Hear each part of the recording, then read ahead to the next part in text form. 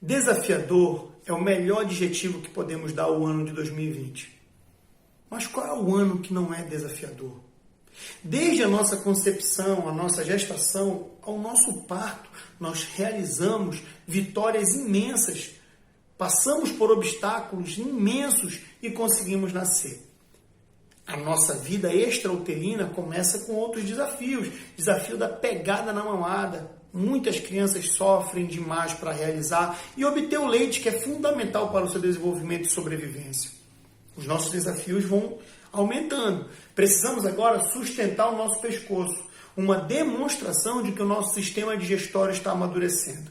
Nossos desafios vão ficando mais complexos. Precisamos agora ter coordenação motora para sentar, depois engatinhar, depois andar, depois correr. Os desafios, além de ficarem mais difíceis, tornam-se perigosos. Agora eu posso rolar da cama, agora eu posso cair, me machucar. E esse machucado, ele pode ser que não seja tão simples. Pode me deixar sequelas que eu posso levar para o resto da minha vida. Mas eu venço. Eu venço esses desafios, alcanço a idade ideal e vou para a escola. Agora os meus desafios não são apenas físicos. Meus desafios agora são sociais. Preciso aprender as cores, as letras, a juntar essas letras, formar palavras, ler, escrever.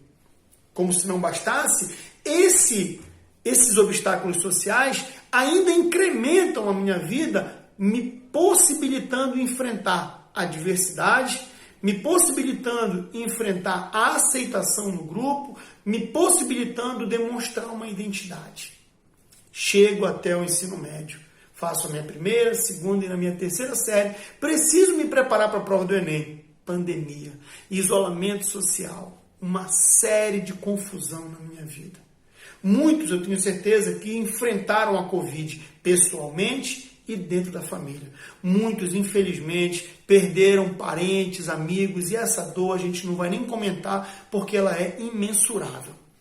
Mas com todas essas adversidades, você continuou. Se você está assistindo esse vídeo, é porque você está se preparando. É porque você tem um sonho e você vai caminhar atrás desse sonho. E é para você esse vídeo que não parou.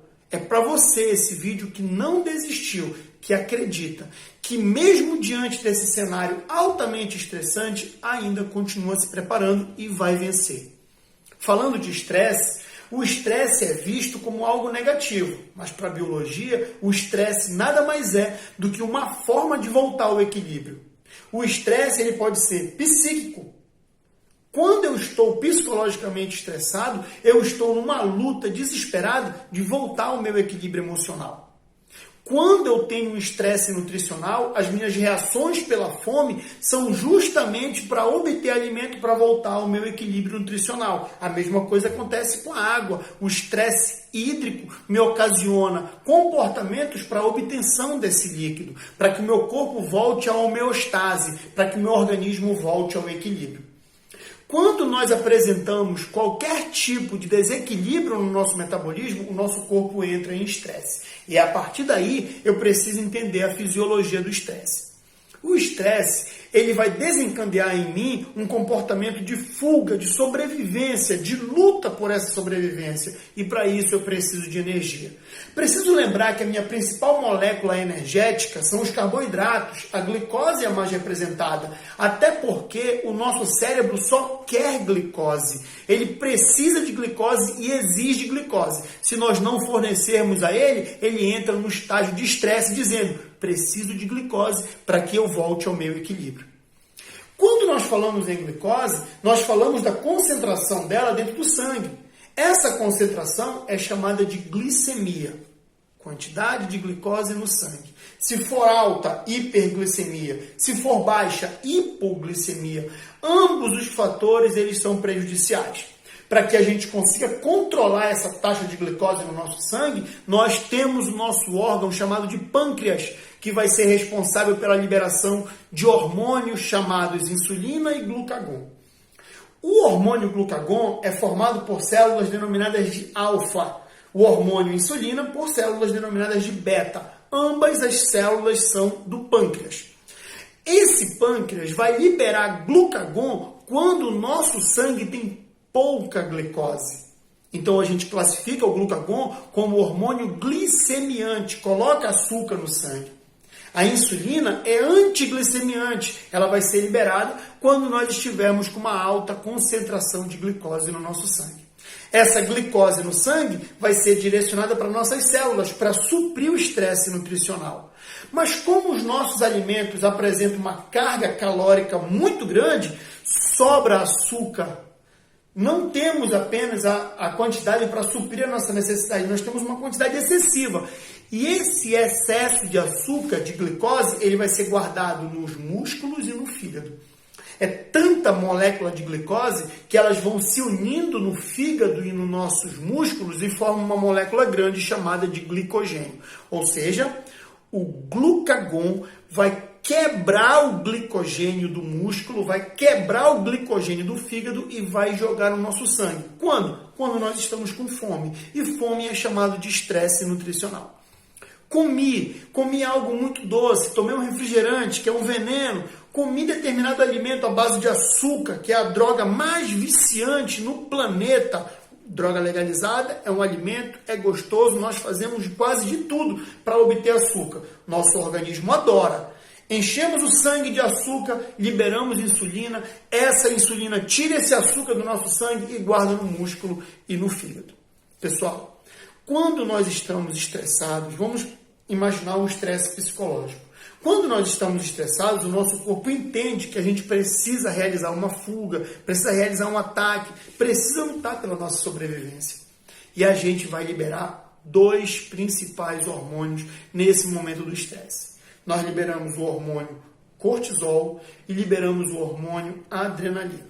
Pessoal, o que o cortisol vai fazer? O cortisol vai fazer a mesma coisa que eu falei que o glucagon faz.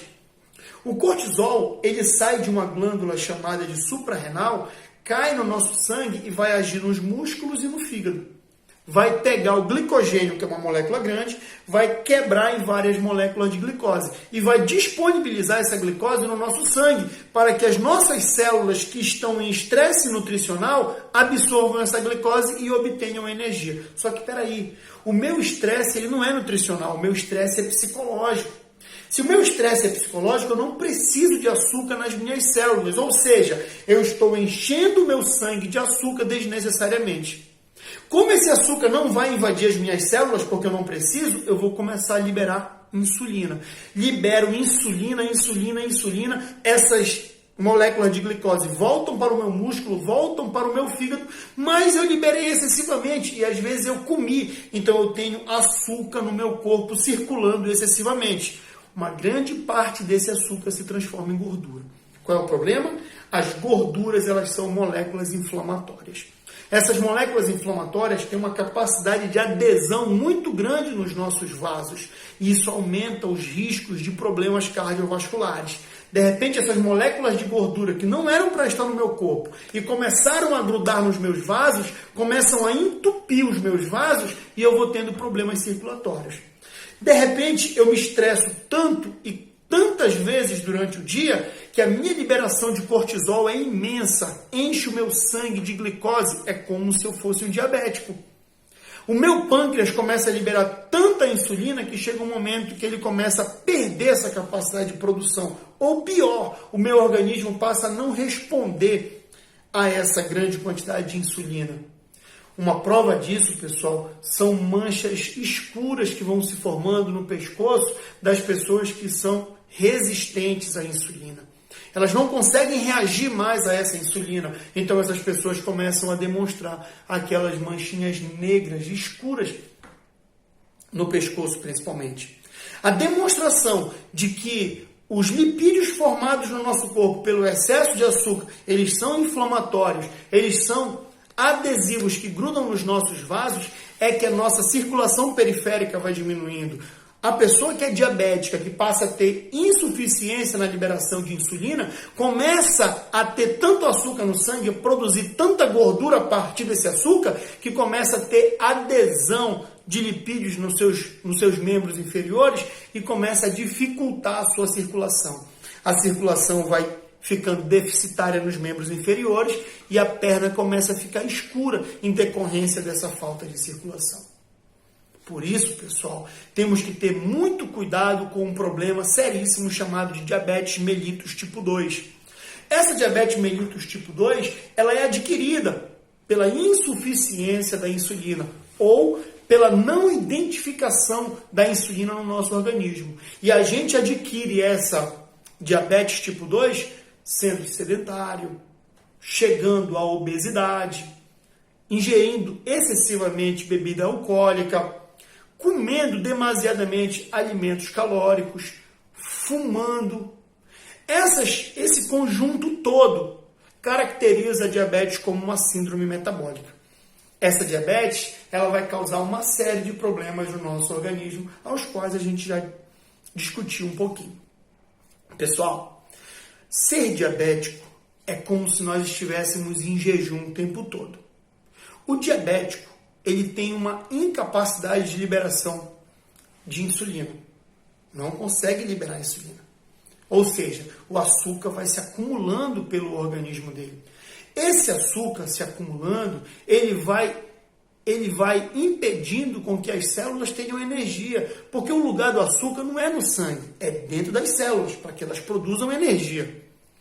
No momento que eu tenho um déficit na produção de energia, eu não consigo utilizar aquele açúcar porque eu não tenho insulina, eu começo a queimar gordura, eu começo a queimar proteínas. Queimando gordura e queimando proteína, um diabético vai emagrecendo de maneira rápida e diferente. Por que é diferente? Porque além de perder só a gordura, ele perde também massa muscular. Então ele vai ficando com um aspecto fraco, um aspecto enfraquecido. A pessoa que é diabética, ela tem um hálito cetônico. Por quê? Porque esse excesso de gordura que vai sendo degradado por não conseguir utilizar a glicose que está circulando nos vasos, faz com que se forme dentro do nosso organismo corpos cetônicos. Esses corpos cetônicos provocam esse hálito cetônico na pessoa. Quando nós estamos em jejum, nós temos uma quantidade de glicose muito baixa no sangue e nas células. Estou em jejum. Eu não sou diabético. Estou em jejum. Consequentemente, se a minha taxa de glicose é baixa, a taxa de insulina também vai ser baixa. Se a taxa de insulina está baixa, quer dizer que eu estou em estresse nutricional. E aí o meu pâncreas entende que tem que liberar o outro hormônio. Quem é o outro hormônio? Glucagon. A minha adrenal, as minhas glândulas em cima dos meus rins entendem que tem que liberar cortisol e adrenalina. E ainda tem que liberar o hormônio do crescimento.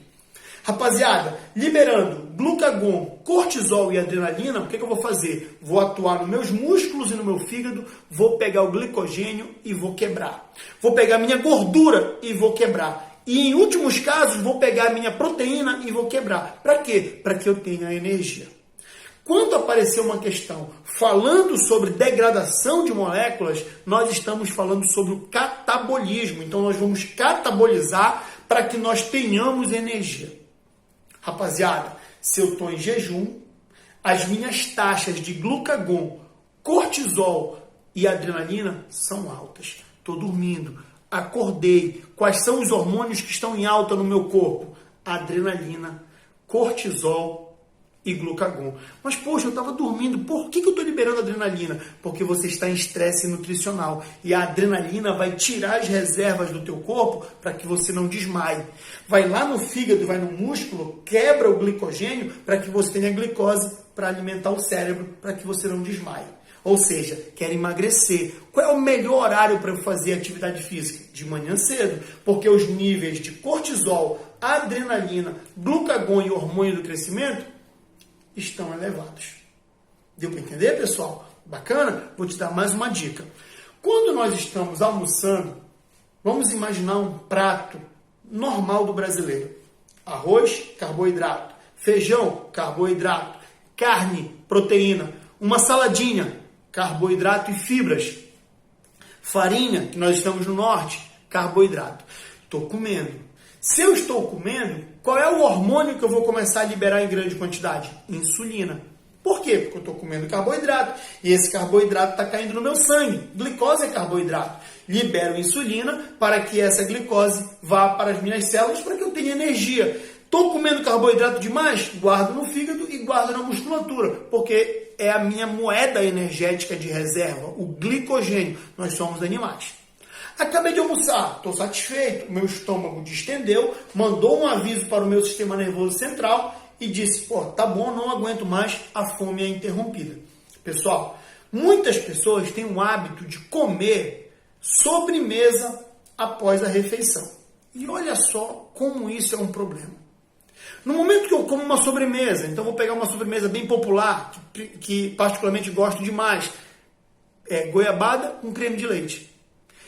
Puro açúcar, coloquei na boca, engoli. Aquele açúcar invadiu a minha corrente sanguínea. Qual é o hormônio que eu vou liberar? Insulina. Vou liberar uma quantidade imensa, porque eu acabei de comer. O meu pâncreas entende, caramba, tem açúcar demais no sangue. Libera muita insulina. A insulina liberada por causa desse consumo desse doce é tão exagerada que eu tiro uma grande quantidade de insulina do meu sangue, mando para as minhas células e fico com uma baixa taxa de açúcar no sangue. Olha que incoerente, pessoal. Eu acabei de almoçar, estou cheio, eu acabei de comer um doce e se eu verificar minha taxa de glicemia no sangue está baixa. Por quê? Porque eu liberei tanta insulina que tirou o açúcar, tirou a glicose e mandou para minhas células. Estou agora com uma hipoglicemia, ou seja, baixa taxa de açúcar no sangue. E isso me dá mais vontade de comer doce ainda, mesmo não precisando. Vou lá e como esse doce. Mais açúcar no meu sangue, mais insulina, mais açúcar para minhas células. Não é mais necessário esse açúcar. Transforma esse açúcar em gordura. Estou super exigindo quem? O pâncreas, que vai chegar um momento que vai parar de liberar insulina. E por causa desse meu mau hábito alimentar, eu posso estar adquirindo diabetes mellitus tipo 2. Pessoal, fisiologia humana é um dos tópicos que mais é cobrado na prova de biologia do Enem. Desejo a você um grande abraço, desejo a você uma boa preparação e essa é a dica do professor Sussuarana de Biologia da Central do Enem. Grande abraço, pessoal. Boa prova!